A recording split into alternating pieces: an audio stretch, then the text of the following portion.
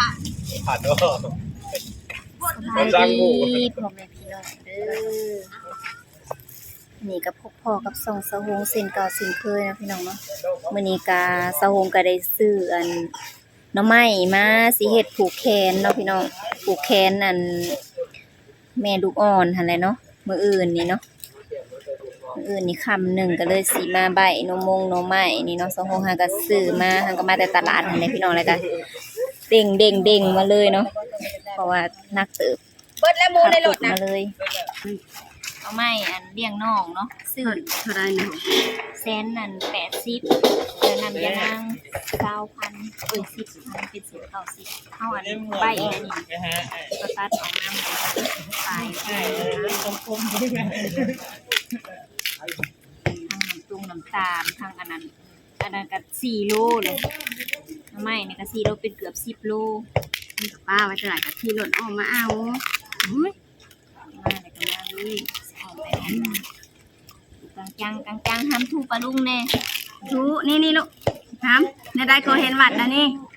อันยังน้องชาทูได้เห็นวัดนะตามทางเลยชาทูอยู่บดมือบดเว้นตั้งแต่เวียงจนหมดพอใจแกเห็นฉันเห็นวัดเลยชาทูโหลดในได้ก็บอกว่าเห็นวัดนะลูกยังพอแล้วก็เห็นทั่วโลกแล้วครับคุ้มครองทำโดดอ่ะชาทูคนนะทูนะแม่ทูปลาลุงนะแม่ปลาลุงถามหาเนี่ยปลาเด้อปลาอยากออกกล้องอย่าอมได้ปลาอยากออกกล้องมาแล้วครับแกน้ำไม้นี่เขาจะออกกล้องนะทูคือไอ้ครับคือไอ้ครับแล้วทูปลาลุงนะเห็นปลาลุงแล้วก็ทูปลาลุงอันนี้นี่ไว้ให้เนี่ยอ่ะใบแล้วเนี่ย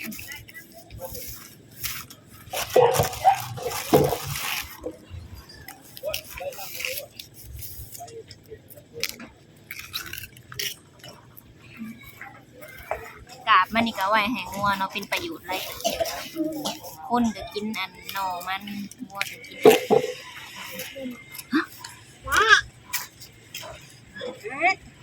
นี่เอาอันนั้นออกแล้วกันนั่งสารที่ว่ามาสิงอนแม่มามันสุกบ้างมันหนักแหละ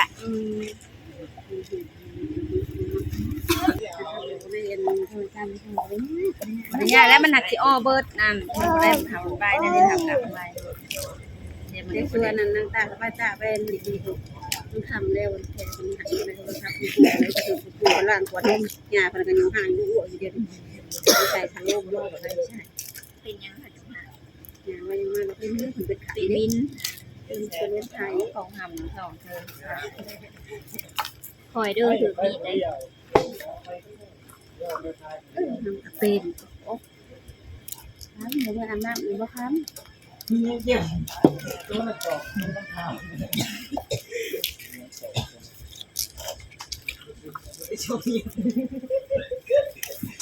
ืออื่นเลย15แต่ไอ้ตามาส่งมูยังไม่ได้นะห้ามอ่ะแนวเลยอ่ะ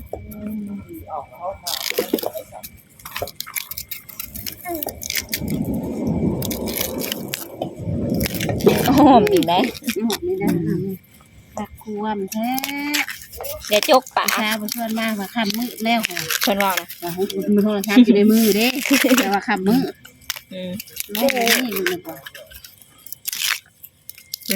ทูทั้งพี่เลยทูทั้งหลังเฮ้ยขี้ยังเสียวเขาได้อันมาอันนี้สิ184 โลหะ4 โลครึ่งมันมีซัมนี่ก็เลยว่าเอาซัมนี่มันมาฮะมา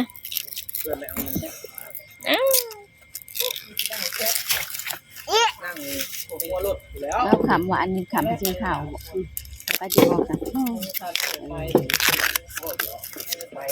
มันมีบริการนะมันมีอันที่มันเป็นบริการที่มีตัวไปไกลๆพงมาทุกหวานนี่โซนปลา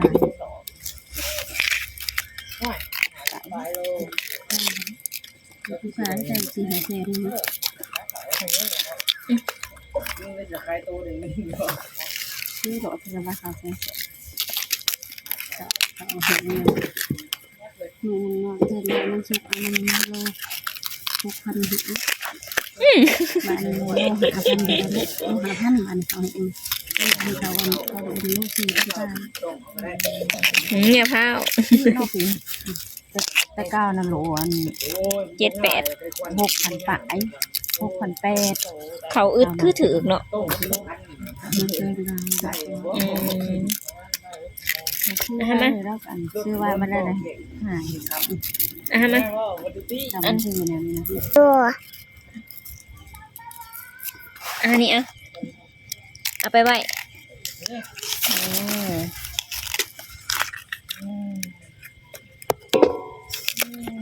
ไปแล้วเราก็มานั่งกอกอันนี้ได้ซูเมอร์นี่นะบ่ได้ขี้ดื้อเลยสาธุดูค่ะสาธุเอาทูปลาลุงเนี่ยสาธุตั้งแต่เวียงจนทอดมันน้องเคนสาธุวัดแม่บ่เห็นแต่แม่วัดวัดแล้วก็สาธุเพิ่นว่าเองเพิ่นว่านะ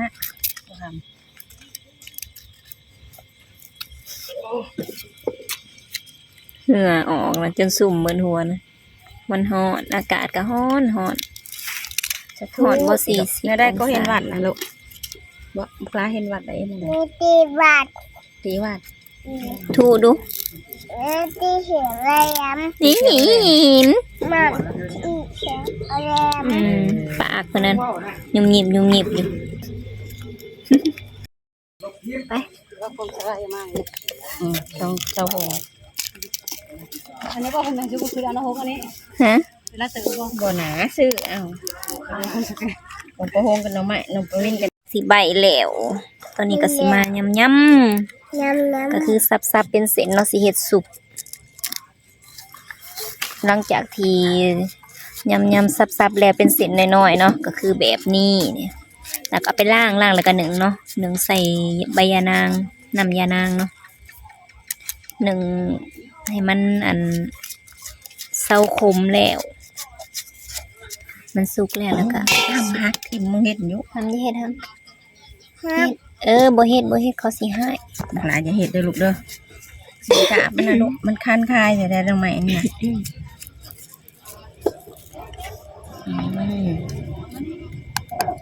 เฮ็ดอันนี้บ่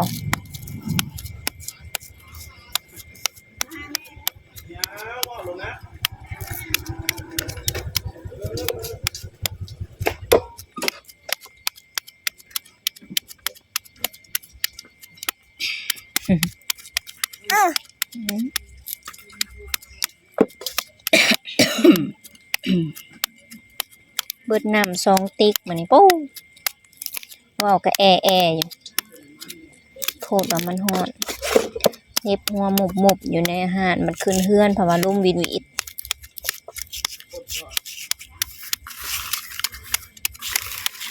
หามมันคันคายอย่าเฮ็ดลูก หามันคันไปลิ้นน้ำไอ้อ้วนหูไป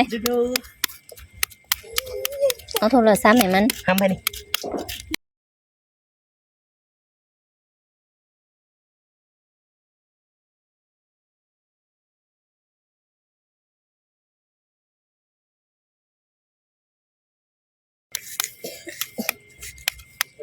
แต่สิเลี้ยวง่ายบ่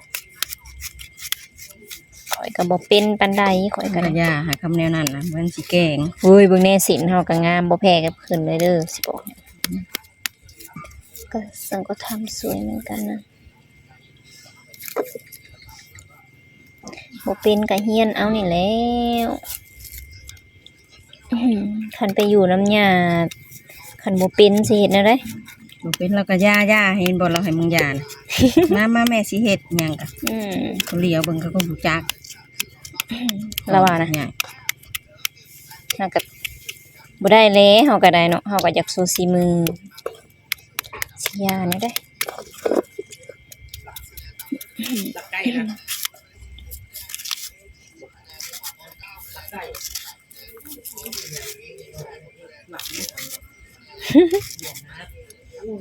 คันมีคนถามก็บอกไปโลดว่าเฮาเป็นคนซอยคันตัวใดว่าตอนใหญ่แต่ว่าไผเฮ็ดนั่งห้องเฮ้ยว่าสิเด้อ เว้าโลด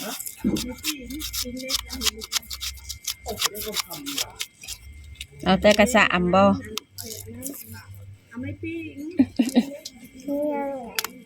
เอียงนะนิสัย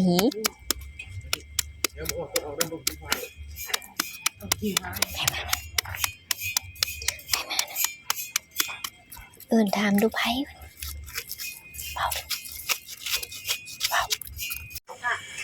ใหญ่มากค่ะ ห้องนางมันซื้อ ทั้งคุณบ่เห็นหงส์เนาะพี่น้อง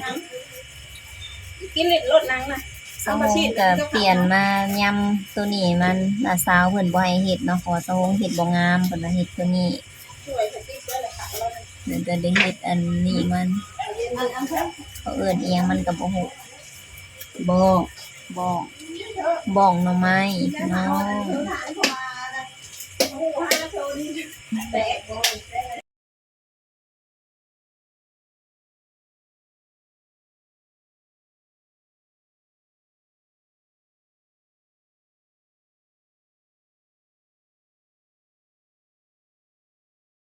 รีวิวทางในพี่น้องมาเนี่ยเมนูปิ้งหมูเนาะอาการหือเสือหือแพร่อยู่อาการว่าเนาะอันนี้มักแล้วเนาะเมนูผูกแคนร้านหน่อยมืออื่นพี่น้องแม่ครัวเพิ่นจะได้ป้านมันเกิดจวดเป็นแซมพิลาบบ่ สิลาบเลย ปิ้งแล้วก็ลาบ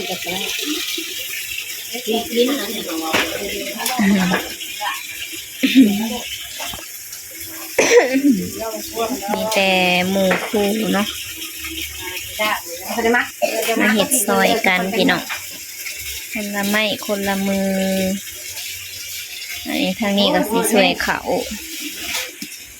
ขากินแรง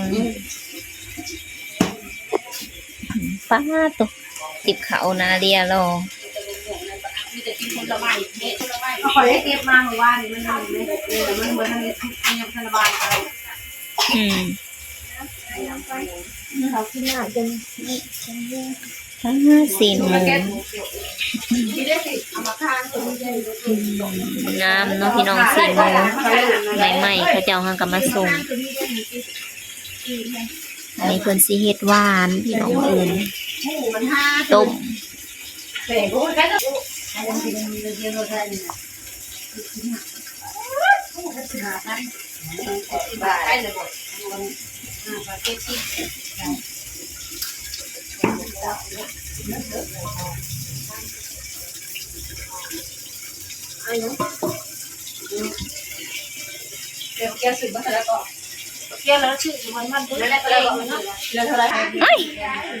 โอ้ยหามออกโอ้ยหามออกโอ้ยเอาเลย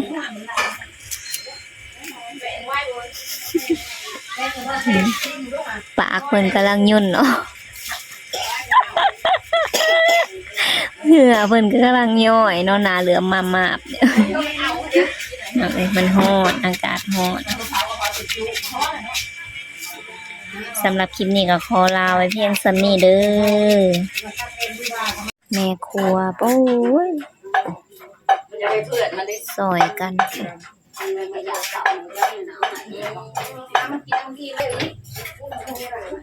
อันนี้ก็มาส้มอันนี้ก็บ่ได้เฮ็ดอิหยัง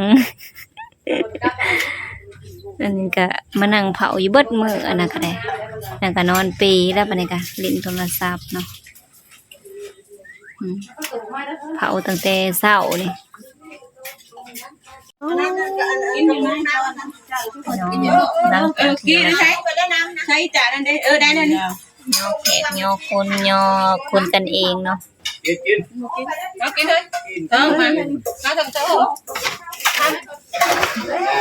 วันนี้ตูดมัน มาทำจะแก้ ไม่ใช่หรอ บ้วนเราบอกกินข้าวบ้าง แม่มันถ่าย จับกินเยอะกันไหมเอาอย่างให้มันอาจารย์หน่อยจ้ะเฮ้ยกินกันเลยมันกินเยอะกันแล้วเนี่ยมาครับเนี่ยมันนี่แล้ว